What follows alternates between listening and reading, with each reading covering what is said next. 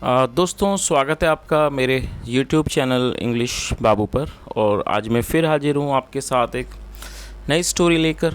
और दोस्तों, आज की जो स्टोरी है बहुत ही मज़ेदार कहानी है, सुनकर आपको बहुत मज़ा आएगा। उसके अलावा इस स्टोरी में आपको कुछ नए इंग्लिश के वर्ड मीनिंग सीखने को मिलेंगे, उनकी करेक्ट प्रोनाउंसिएशन के बारे में पता चलेगा। और जो इसका ग्रामर का पार्ट है उसे हमेशा की तरह बिल्कुल ही डिटेल में कवर करेंगे, तो एक एक स्ट्रक्चर को आप बहुत आसानी से सीख पाएंगे।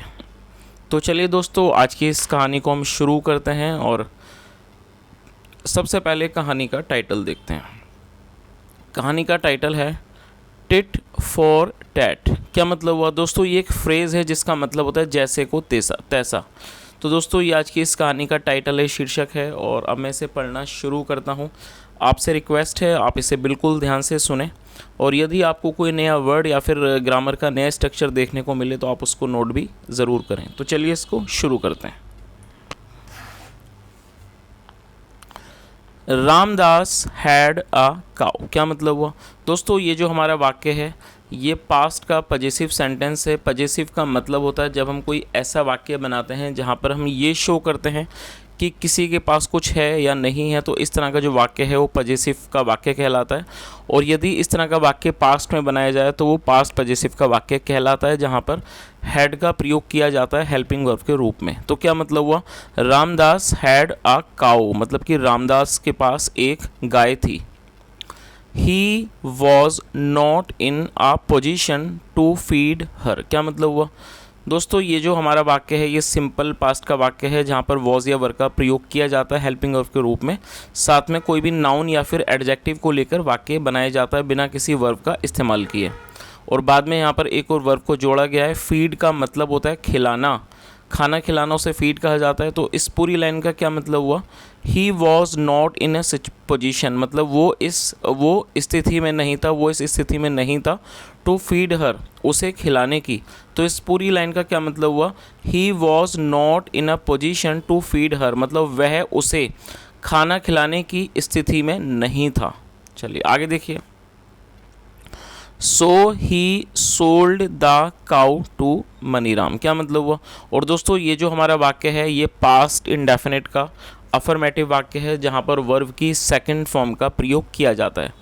तो आप इस वर्ड को भी नोट कर सकते हैं। SELL, सेल का मतलब होता है बेचना, और ये सेकंड फॉर्म है SOLD, सोल्ड, और ये सेकंड फॉर्म है। क्या मतलब हुआ इस लाइन का? सो इसलिए he sold the cow to Maniram, इसलिए सो मतलब इसलिए ही सोल्ड द काउ, उसने गाय को बेच दिया टू मनीराम, मनीराम को। तो इस पूरी लाइन का क्या मतलब हुआ? So he sold the cow to Maniram, इसलिए उसने गाय को मनीराम को बेच दिया। चलिए आगे देखिए।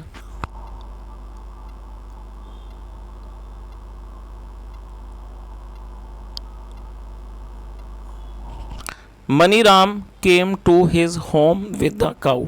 क्या मतलब हुआ? और ये भी हमारा पास्ट इंडेफिनिट का अफर्मेटिव वाक्य है, और ये कम की सेकंड फॉर्म है came. Maniram came to his home with the cow, Maniram गाय के साथ अपने घर आ गया। After weeks later the cow give birth to a calf. क्या मतलब हुआ दोस्तों? ये जो हमारा वाक्य है यहाँ पर गिव का प्रयोग किया गया है, लेकिन कहानी के अनुसार ये पास्ट इंडेफिनिट का ही वाक्य है। तो आप इसको गिव ना मानकर गेव मानिए, क्योंकि ये जो सेंटेंस है ये पास्ट इंडेफिनिट में ही होना चाहिए, क्योंकि ये कहानी पास्ट इंडेफिनिट में है। तो इस लाइन का क्या मतलब हुआ? तो आप इसको गिव ना मानकर गेव मानिए, GAVE। आफ्टर वीक्स लेटर मतलब कि हफ्तों के बाद, लेटर मतलब बाद या बाद में। द काउ गेव बर्थ, जो गाय थी उसने जन्म दिया टू अ काफ, एक बछड़े को। तो इस पूरी लाइन का क्या मतलब हुआ कि आफ्टर वीक्स लेटर, हफ्तों के बाद, the cow gave birth to a calf, गाय ने एक बछड़े को जन्म दिया। चलिए आगे देखिए। When Ramdas learned about it he became greedy. क्या मतलब हुआ दोस्तों? ये लर्न की सेकंड फॉर्म है, और आपने इस वर्ड को ज़रूर सुना होगा। और दोस्तों, ये जो वर्ड है लर्न, आपने इसे ज़रूर सुना होगा। लर्न का मतलब होता है सीखना या फिर याद करना, उसके अलावा पता चलने को भी लर्न कहा जाता है, और ये उसकी सेकंड फॉर्म है लर्नड। तो इस लाइन का क्या मतलब हुआ? वैन रामदास लर्नड, मतलब कि जब रामदास को पता चला, अबाउट इट, इस बारे में, ही बिकम ग्रीडी। दोस्तों, ये भी कहानी के अनुसार इसे सेकंड फॉर्म होना चाहिए, तो इसे आप मान लीजिए बिकेम, ही बिकेम ग्रीडी, मतलब वह लालची हो गया। और दोस्तों ग्रीडी एडजेक्टिव है जिसका मतलब होता है लालची। तो इस पूरी लाइन का क्या मतलब हुआ, when Ramdas learned about it he became greedy, मतलब जब रामदास को इस बारे में पता चला वह लालची बन गया, या कह सकते हैं लालची हो गया। चलिए आगे देखिए, he went to the house of Maniram, और ये गो की सेकंड फॉर्म में वेंट जिसका मतलब होता है जाना। He went to the house of Maniram, वह मनीराम के घर गया। And grabbed the calf, grab का मतलब होता है किस चीज़ को झपट लेना, छीन लेना। ही ग्रैब्ड द काफ, उसने मतलब कि बछड़े को झपट लिया। टू क्लेम इट, उस पर दावा करने के लिए। क्लेम का मतलब होता है दावा करना। ग्रैब द काफ मतलब कि उस बछड़े को झपट लिया। टू क्लेम इट, उस पर दावा करने के लिए।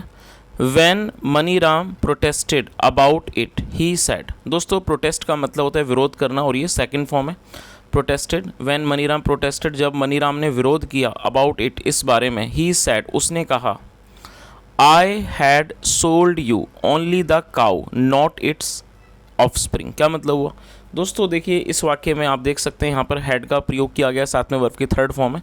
और जैसा मैंने आपको बताया था SOLD ये सेल की सेकंड फॉर्म है और साथ में ये थर्ड फॉर्म भी है। तो जब किसी भी वाक्य में हैड के साथ वर्ब की थर्ड फॉर्म का प्रयोग किया जाता है तो इस तरह का जो वाक्य है वो पास्ट परफेक्ट का वाक्य कहलाता है। तो आप हमेशा याद रखें, जब आप पास्ट परफेक्ट में कोई भी वाक्य बनाते हैं, लिया था, चुका था, जिसके एंड में आता है, तो इस तरह के जो वाक्य हैं वहाँ पर हैड के साथ वर्ब की थर्ड फॉर्म का प्रयोग किया जाता है। तो ये जो वर्ड है सोल्ड, ये थर्ड फॉर्म है जिसका मतलब बेचना होता है। तो उसने क्या कहा, I had sold you only the cow, मतलब मैंने आपको सिर्फ गाय बेची थी। Not it's offering, not it's offspring मतलब उसके बच्चे नहीं। चलिए आगे देखिए, और दोस्तों आप इस वर्ड को भी नोट कर सकते हैं, बच्चे या वंश वगैरह को ऑफस्प्रिंग कहा जाता है। चलिए आगे देखिए, the issue took an ugly turn, और इश्यू का मतलब होता है मुद्दा। और दोस्तों ये टेक की सेकंड फॉर्म है took, the issue took an ugly turn. Ugly turn का मतलब होता है, अगली का मतलब आपने सुना होगा जो कि एक एडजेक्टिव है जिसका मतलब होता है बदसूरत, और अगली टर्न का मतलब होता है कोई एक बुरा मोड़ ले लेना। The issue took an ugly turn, ये जो मुद्दा था उसने एक बुरा टर्न ले लिया। Panchayat was called to decide the issue, क्या मतलब हुआ दोस्तों, इस वाक्य में वॉज के बाद वर्ब की थर्ड फॉर्म का प्रयोग किया गया। तो जब किसी भी वाक्य में वॉज या वर्ब के साथ वर्ब की थर्ड फॉर्म का प्रयोग किया जाता है तो इस तरह का जो वाक्य है वो पास्ट इंडेफिनिट का पैसिव वॉइस का वाक्य कहलाता है। तो इस लाइन का क्या मतलब हुआ, पंचायत वॉज कॉल्ड मतलब कि पंचायत को बुलाया गया। टू डिसाइड मतलब फैसला करने के लिए, निर्णय करने के लिए। द इश्यू मुद्दे का, तो इस पूरी लाइन का क्या मतलब हुआ कि पंचायत को इस मुद्दे का निपटारा करने के लिए, डिसाइड करने के लिए, या कह सकते हैं फैसला करने के लिए बुलाया गया इस मुद्दे का। The panchayat decided in favour of Ramdas, दोस्तों फेवर ऑफ का मतलब होता है पक्ष में, और ये जो वर्ड है डिसाइड, ये सेकंड फॉर्म है इसकी डिसाइडेड, जिसका मतलब होता है निर्णय करना, फैसला करना। The panchayat decided in favour of Ramdas, जो पंचायत थी उसने रामदास के पक्ष में फैसला किया। Maniram had not expected such injustice, और दोस्तों यहाँ पर भी हैड के साथ वर्ब की थर्ड फॉर्म का प्रयोग किया गया है। इसका मतलब ये हमारा पास्ट परफेक्ट का ही वाक्य है। और इनजस्टिस एक नाउन है जिसका मतलब होता है अन्याय या फिर नाइंसाफ़ी। तो इस और एक्सपेक्ट का मतलब होता है उम्मीद करना, किसी चीज़ की आशा करना। तो इस पूरी लाइन का क्या मतलब हुआ, Maniram had not expected such injustice, मतलब मनीराम ने इस तरह की नाइंसाफ़ी, या कह सकते हैं इस तरह का जो अन्याय था उसकी उसने आशा नहीं की थी, उसने उम्मीद नहीं की थी। चलिए आगे देखिए, सो इसलिए he spoke to the head of the panchayat, क्या मतलब हुआ, सो इसलिए ही स्पोक, और ये स्पीक की सेकंड फॉर्म है जिसका मतलब होता है बात करना। उसने बात की किससे, to the head of the panchayat, मतलब जो हेड ऑफ द पंचायत थे, मतलब जो मुखिया थे पंचायत के, उससे उन्होंने बात की। हु एडमिटेड, एडमिट का मतलब होता है किसी चीज़ को मानना। हु एडमिटेड मतलब जिन्होंने माना। वी नो हम जानते हैं, दैट कि Ramdas has done a wrong thing, क्या मतलब हुआ दोस्तों, इस वाक्य में हैज़ के साथ वर्ब की थर्ड फॉर्म का प्रयोग किया गया है। और जब वाक्य में हैज़ या हैव के बाद वर्ब की थर्ड फॉर्म का प्रयोग किया जाता है तो इस तरह का वाक्य प्रेजेंट परफेक्ट का वाक्य कहलाता है। तो उन्होंने क्या कहा, जो पंचायत के मुखिया थे उन्होंने क्या कहा, हु एडमिटेड मतलब जिन्होंने ये बात मानी। वी नो हम जानते हैं, दैट कि Ramdas has done a wrong thing, मतलब रामदास ने एक गलत काम, रॉन्ग थिंग मतलब गलत काम, रामदास ने एक गलत काम किया है। The decision was to teach him a lesson, क्या मतलब हुआ? The decision was to teach him a lesson, और ये डिसीजन था, ये निर्णय था, was to teach him a lesson, उसे एक सबक सिखाने का। Now you do what I suggest, क्या मतलब हुआ? सजेस्ट का मतलब होता है सुझाव देना। नाउ यू डू, आप वो करो, वॉट आई सजेस्ट, जिसका मैं आपको सुझाव देता हूँ। चलिए आगे देखिए। मनीराम अग्रीड, दोस्तों अग्री का मतलब होता है किसी बात पर सहमत होना, और ये सेकंड फॉर्म है। मनीराम अग्रीड, मनीराम तैयार हो गया, सहमत हो गया। एंड अकॉर्डिंगली, अकॉर्डिंगली मतलब उसी के अनुसार। वेंट टू रामदास, रामदास के पास गया। टू ऑफर, ऑफर मतलब प्रस्ताव देना, प्रस्ताव देने के लिए। आ डील, एक व्यापार का, मतलब एक तरह से कह सकते हैं एक डील का जो ऑफर था, प्रस्ताव था, उसे देने के लिए वो तैयार हो गया और वो रामदास के घर गया। फ्रेंड रामदास मतलब कि दोस्त रामदास। आई अर्जेंटली नीड 1000 रुपीज़, क्या मतलब हुआ? दोस्तों नीड का मतलब यहाँ पर वर्ब के रूप में प्रयोग किया गया है, जिसका मतलब होता है ज़रूरत होना किसी चीज़ की। आई अर्जेंटली नीड मतलब मुझे बहुत ही अर्जेंट में, बहुत ही ज़्यादा आवश्यक रूप से ज़रूरत है 1000 रुपीज़, 1000 रुपयों की।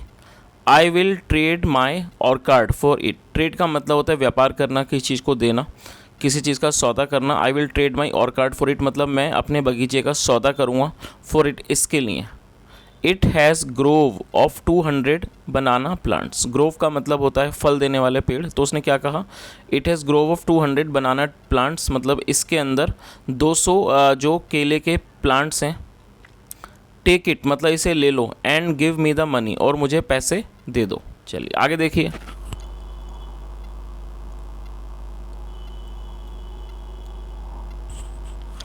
रामदास लाइक्ड द डील, जो रामदास था उसे ये जो डील थी मतलब ये जो सौदा था वो अच्छा लगा।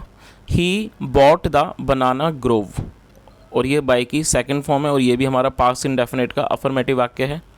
बाय मतलब खरीदना, और ये सेकंड फॉर्म है। He bought the banana Grove, और उसने he bought the banana Grove, और उसने जो बनाना का मतलब केले का जो ग्रोव था, वो जो उपवन था, बगीचा था, वो ख़रीद लिया। फॉर 1000 रुपीज़, 1000 रुपयों में। आफ्टर सम टाइम मतलब कि कुछ समय के बाद। The plants bore banana bunches, क्या मतलब हुआ? आफ्टर सम टाइम मतलब कुछ समय के बाद। द प्लांट्स, जो ये प्लांट्स थे, ये जो पौधे थे, बोर बनाना बंचेस, उन्होंने ये जो बनाना बंचेस मतलब कि जो केलों के जो केले के जो गुच्छे थे वो दिए उनको, और ये बेर की सेकंड फॉर्म में बोर, इसका मतलब था फलना।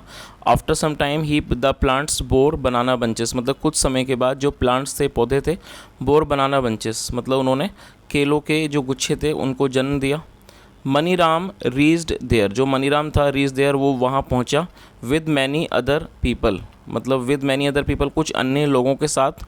And cut off all the bunches, और उसने जो सारे जो बंचेस थे, गुच्छे थे, उनको उसने काट दिया। चलिए आगे देखिए। Ramdas complained to the panchayat, और कंप्लेन का मतलब होता है शिकायत करना, और ये वर्ब है, और ये उसकी सेकंड फॉर्म है।